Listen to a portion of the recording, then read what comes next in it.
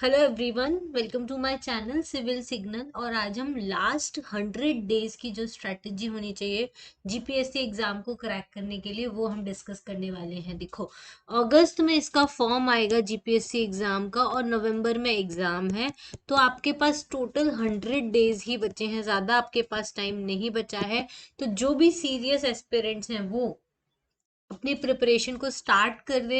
इन 100 days को हमको कैसे यूज करना है, कब कब स्टडी करना है, कैसे रिवीजन करना है, ये सब कुछ हम डिटेल में डिस्कस करेंगे कि लास्ट 100 डेज की स्ट्रेटजी क्या होनी चाहिए जीपीएससी एग्जाम के लिए। बहुत ज्यादा टाइम अब आपके पास नहीं बचा है जीपीएससी एग्जाम के लिए, सिर्फ 100 दिन बचे हैं। मतलब अप्रोक्सीमेटली आपके पास 3 मंथ्स ही बचे हैं। तो इन 3 मंथ्स में आपको अच्छे से जी लगा के पढ़ाई करनी है, मन लगा के पढ़ाई करनी है, जिससे कि आपका ये जीपीएससी एग्जाम जो है वो क्रैक हो सके। तो आज हम कुछ स्ट्रैटेजी डिस्कस करेंगे जिसमें आप लास्ट 100 डेज में क्या करना चाहिए और क्या नहीं करना चाहिए उसके बारे में हम डिस्कस करेंगे। ठीक है, तो चलिए आगे वीडियो को स्टार्ट करते हैं और वीडियो को एंड तक जरूर देखिए, ये आपको काफी ज्यादा हेल्प करेगा। मैं इसमें आपका टाइम टेबल भी बनवाऊंगी लास्ट 100 डेज का, कौन से दिन कौन सा सब्जेक्ट पढ़ना चाहिए, पहले कौन सा पढ़े, बाद में कौन सा पढ़े, कौन से सब्जेक्ट हम स्किप भी कर सकते हैं, कौन से सब्जेक्ट हमको कंपलसरी पढ़ने हैं, किसका प्रोडक्टिविटी हाई है, किसका प्रोडक्टिविटी लो है, ये सब कुछ हम डिटेल में डिस्कस करेंगे। ठीक है, ऐसे ही जीपीएससी एग्जाम से रिलेटेड अगर आपको यूजफुल वीडियोस देखना है तो मेरे चैनल को जरूर सब्सक्राइब कीजिए। चैनल का नाम है सिविल सिग्नल। चलिए स्टार्ट करते हैं हम आगे। आज हम क्या क्या डिस्कस करने वाले हैं, पहले हम देखेंगे कि नंबर ऑफ डेज कितने बचे हैं एग्जाम के लिए, वो हम कैलकुलेट करेंगे। फिर नंबर ऑफ डेज जितने बचे हैं उनको हम हर सब्जेक्ट के हिसाब से कैसे डिवाइड करें वो देखेंगे। फिर पूरे दिन का हम कैसे शेड्यूल बनाए, फुल डे का शेड्यूल हमारा क्या होना चाहिए वो भी हम देखेंगे। ठीक है, तो डे वाइज स्टडी प्लान क्या होना चाहिए, देखिए। आज फॉर एग्जाम्पल आज 25 जुलाई है, मैं ये वीडियो तो वैसे 23 जुलाई को ही अपलोड कर दूंगी, लेकिन जब भी आप देख रहे हैं 25 जुलाई से मैंने एक रफ एस्टिमेट लिया है क्योंकि तब से एकदम एग्जैक्ट 100 डेज बैठ रहे हैं इसलिए। तो 25 जुलाई है आज का दिन, ठीक है, और एग्जाम डेट कब है, 6 नवंबर को है।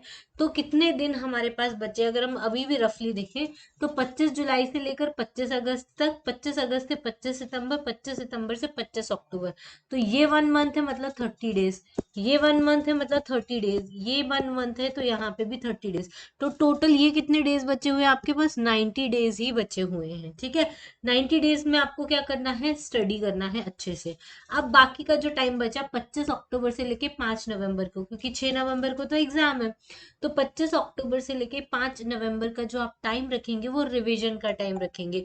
क्योंकि किसी भी एग्जाम की प्रिपरेशन में सिर्फ आपका पढ़ना इंपॉर्टेंट नहीं होता, उसको रिटेन करना, उसका रिवीजन करना, उसके मॉक टेस्ट लगाना उतना ही ज्यादा इंपॉर्टेंट होता है। ठीक है, तो इतना आपको समझ में आ गया। आपके पास कितने दिन बचे हैं, टोटल 100 डेज बचे हैं। 25 अक्टूबर से 5 नवंबर तक 10 डेज और हैं। ठीक है, तो आपके पास 90 + 10 कितने डेज बचे हुए हैं, 100 डेज ही बचे हुए हैं। तो इसलिए मैंने लास्ट 100 डेज की स्ट्रेटेजी का वीडियो बनाया है। क्लियर, चलिए देखो, ये मैंने एक रफली अपने नोटबुक पे लिखा है। ये सिर्फ आइडिया के लिए मैं आपको बता रही हूँ, ऐसा आप अपनी भी नोटबुक में कर सकते हैं। जिस दिन आप ये वीडियो देख रहे हैं, जिस दिन से आप अपना टाइम टेबल बनाए, या जिस दिन से भी आप डिसाइड कर, जैसे आपने 23 जुलाई को ही कर लिया, तो उसी दिन से यहाँ पे डेट लिखना शुरू कीजिए। सारी डेट आपको लिखनी है, कोई भी डेट स्किप नहीं करनी है, सारी डेट्स आपको लिखनी है। जैसे मैंने लिखी है 25, 26, 27, ये सारी अगस्त में भी सारी डेट, अप टू 6 नवंबर तक की मैंने सारी डेट्स लिखी है। उसके बाद नंबर ऑफ डेज को काउंट किया है, तो टोटल कितने डेज हो रहे हैं, 104 डेज हो रहे हैं। ठीक है, इसमें भी हम 4 डेज को हम इसलिए स्किप कर रहे हैं क्योंकि बीच में राखी भी आने वाली है, एक दो फेस्टिवल्स आएंगे, तो आपका टाइम थोड़ा जा सकता है इन सब चीजों में। जैसे कि 11 अगस्त की राखी है, तो राखी का त्योहार बड़ा होता है, तो उसके आसपास के दिन का भी थोड़ा, अगर गेस्ट वगैरह आ जाते तो आपका टाइम थोड़ा वेस्ट हो जाता है। इस वजह से मैंने 4 दिन अलग रखे हैं। वो 4 दिन हम अगर वेस्ट होते हैं तो हम उनको यूज नहीं कर सकते, लेकिन अगर वेस्ट नहीं होते हैं तो हम उनको दूसरी जगह यूज कर लेंगे। ठीक है, तो हम टोटल अभी 100 डेज ही लेकर चल रहे हैं, जिसमें हम 90 डेज जो है वो सब्जेक्ट पढ़ेंगे और 10 दिन क्या करेंगे, रिवीजन करेंगे।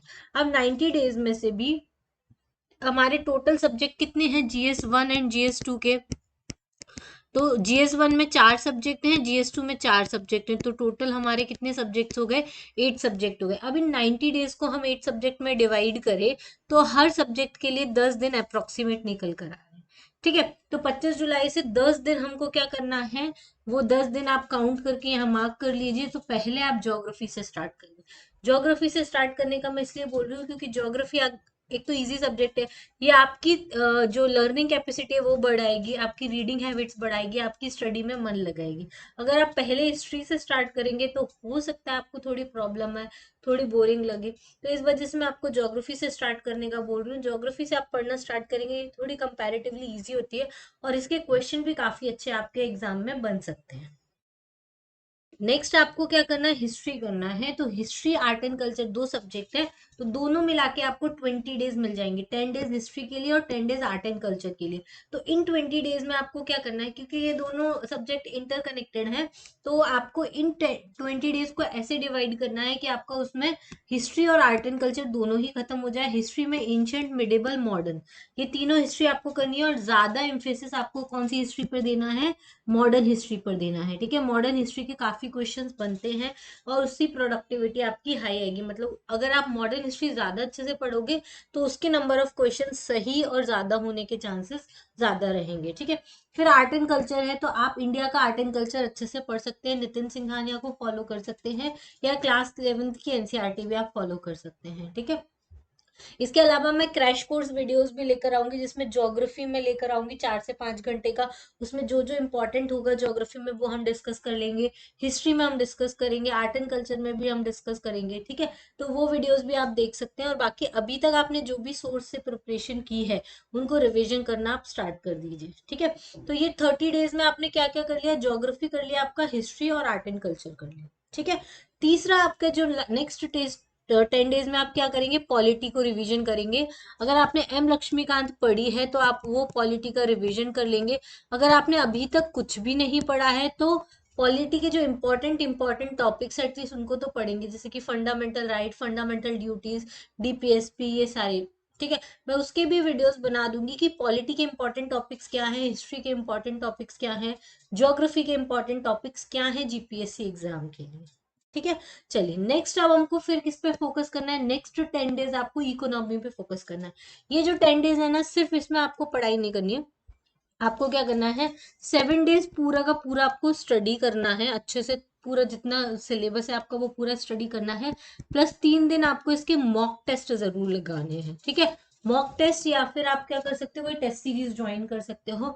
अगर आपको जीपीएससी की कोई टेस्ट सीरीज मार्केट में मिलती है तो आप वहां से आप कर सकते हो, नहीं तो मैं भी एक जीपीएससी के लिए टेस्ट सीरीज लॉन्च करूंगी, आप वो भी फॉलो कर सकते हो। ठीक है, तो उसमें आपके काफी अच्छा रिवीजन हो जाएगा। कुछ क्वेश्चंस वाले वीडियोस भी मैं आपको डालूंगी, लेकिन मैं आपको रेकमेंड करूंगी कि आप टेस्ट सीरीज जरूर, बहुत मिनिमम प्राइस में हम रखेंगे, आप वो परचेस कर सकते हैं। क्यों? क्योंकि इससे आपको पता चलेगा आप कितना परफॉर्म कर रहे हो। जब तक टेस्ट सीरीज आप नहीं ज्वाइन करेंगे तब तक आपको ये नहीं पता चलेगा आपकी कितने क्वेश्चंस आप अटेम्प्ट कर पा रहे हो एग्जाम के प्रेशर में। तो टेस्ट सीरीज जरूर इंपॉर्टेंट कीजिए, करिए। बहुत इंपॉर्टेंट एक स्टेप होता है एग्जाम की प्रिपरेशन में, टेस्ट सीरीज लगाना। ठीक है, मॉक टेस्ट लगाना, क्वेश्चन सॉल्व करना भी एक इंपॉर्टेंट चीज है, लेकिन मॉक टेस्ट आपको जरूर लगाने चाहिए। नेक्स्ट है अब इकोनॉमी। इकोनॉमी में भी आपने सेम करना है, 7+3 डेज का कॉन्सेप्ट रखना है। 7 दिन इकोनॉमी आपने पहले जहां से भी पढ़ी है या नोट्स बनाए हैं तो आप वो कर सकते हैं।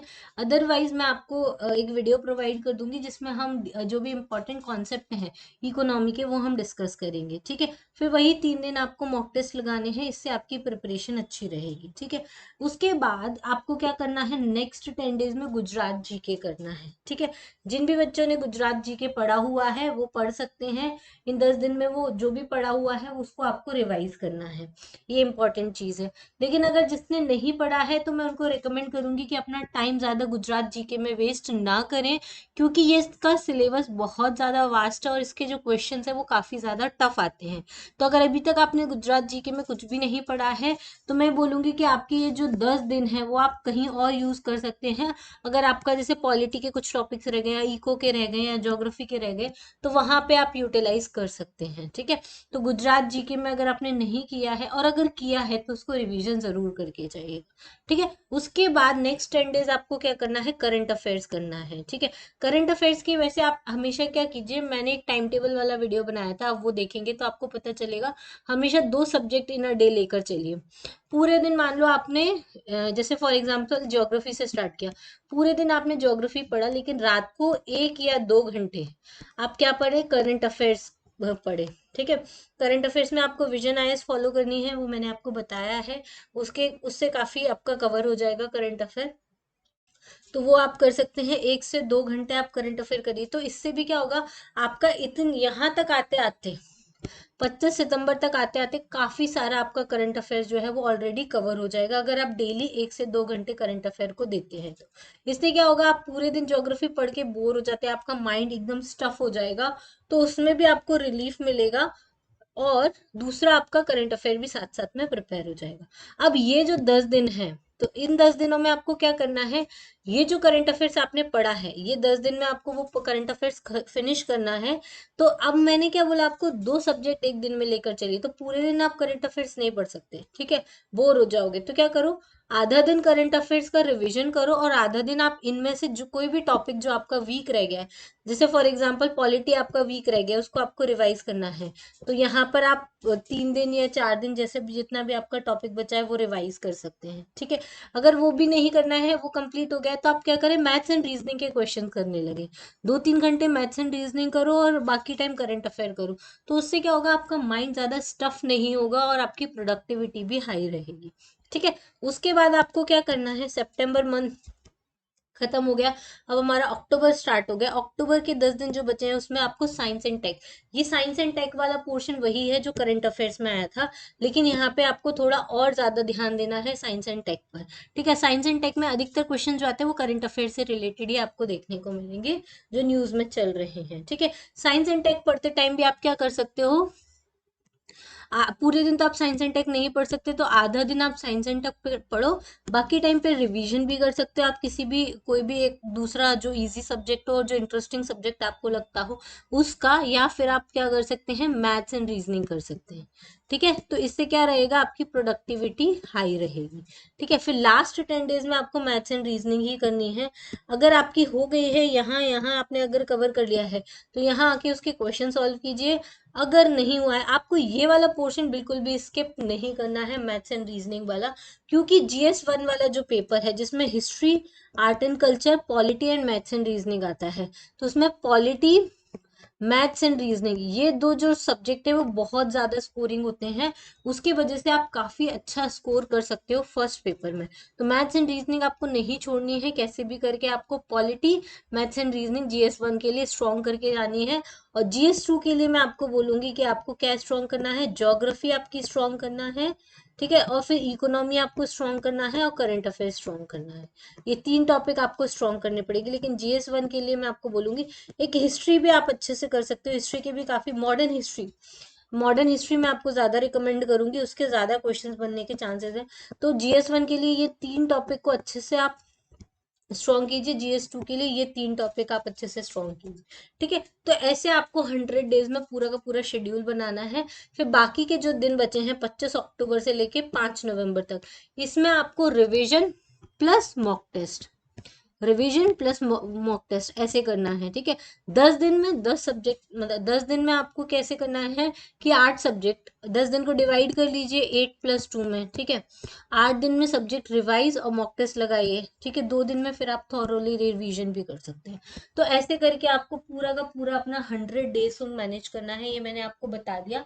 आप अपना टाइम टेबल भी इस तरीके से बना सकते हैं, आप चाहे तो इसका स्क्रीनशॉट ले लीजिए, ये आपको काफी ज्यादा हेल्प करेगा अपना नया टाइम टेबल बनाने में। आपको ये स्किप नहीं करना है, अपने दिमाग में इसकी इमेज नहीं बनानी है।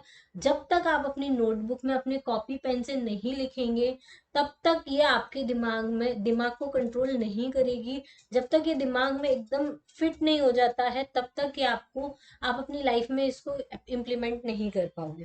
तो हमेशा जो भी चीजें आपको इम्प्लीमेंट करनी है उनको नोटबुक में लिखना स्टार्ट कीजिए। और सबसे बड़ी बात, रात को सोने के पहले चेक कीजिए अपने आप को कि आपने पूरे दिन में कितना पढ़ा। जैसे आप 10 दिन ज्योग्राफी को लेकर चल रहे हैं, तो पहले ज्योग्राफी के सारे टॉपिक्स देख लीजिए कितने टॉपिक्स हैं और एक दिन में आपको कितने टॉपिक खत्म करने हैं। और रात होने के पहले आप सोए उसके पहले देख लीजिए आपका वो टॉपिक खत्म हुआ है या नहीं हुआ है। अगर नहीं हुआ है तो उसी रात आप दूसरे दिन का प्लान बना लीजिए, जिससे दूसरे दिन आपकी प्रोडक्टिविटी काफी हाई रहेगी। नहीं तो फिर वही 10 दिन आप लेके चल रहे, एक भी दिन चेक एंड बैलेंस नहीं अगर आपने किया तो उसमें क्या हो सकता है, आप 10 दिन सोच रहे हैं अरे अभी तो 10 दिन है आराम से ज्योग्राफी हो जाएगा, तो उसमें डिले होता चला जाएगा और आपकी प्रोडक्टिविटी नहीं आएगी और ये 10 दिन भी खत्म हो जाएंगे। फिर हिस्ट्री के 4-5 दिन भी आपके चले जाएंगे। इस वजह से हमेशा क्या कीजिए, डेली चेक एंड बैलेंस रखने का काम जरूर कीजिएगा, ठीक है।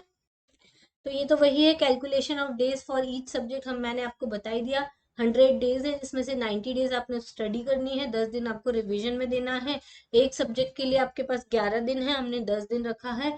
2 सब्जेक्ट डेली लेना है, एक मॉर्निंग मतलब एक पूरा दिन भर वाला सब्जेक्ट और एक थोड़ा इवनिंग। ये जब आप थक जाते हैं बहुत ज्यादा, आपको ज्यादा वही वही सब्जेक्ट पढ़ने का मन नहीं कर रहा है, तो वो एक रिवीजन सब्जेक्ट। तो ये 2 आपको लेकर चलने हैं, ठीक है। अब सारे सब्जेक्ट कौन से हैं जीपीएससी के लिए ये देख लीजिए आप। जीएस टोटल 8 सब्जेक्ट हैं। जीएस 1 में कौन कौन से, जीएस 2 में ये आप ना प्रीलिम्स का जो सिलेबस है उसके हिसाब से, वैसे मैं आपको यही बता देती हूँ। जीएस 1 में आपका history, art and culture, maths and reasoning and polity, ये जो 4 सब्जेक्ट है वो जीएस 1 के हैं। और जीएस 2 में है आपका जियोग्राफी, इकोनॉमी और साइंस एंड टेक और करंट अफेयर्स, ठीक है। ये जो 4 सब्जेक्ट हैं ये आपके जीएस 2 के हैं। अब ये जो है ये आफ्टरनून वाला होता है, तो इसमें आप रिवीजन कर सकते हैं। ये मॉर्निंग में पेपर होता है, तो इसके हिसाब से आपको प्रिपेयर करने हैं। टोटल 200 मार्क्स का ये पेपर होता है, 200 मार्क्स का ये होता है।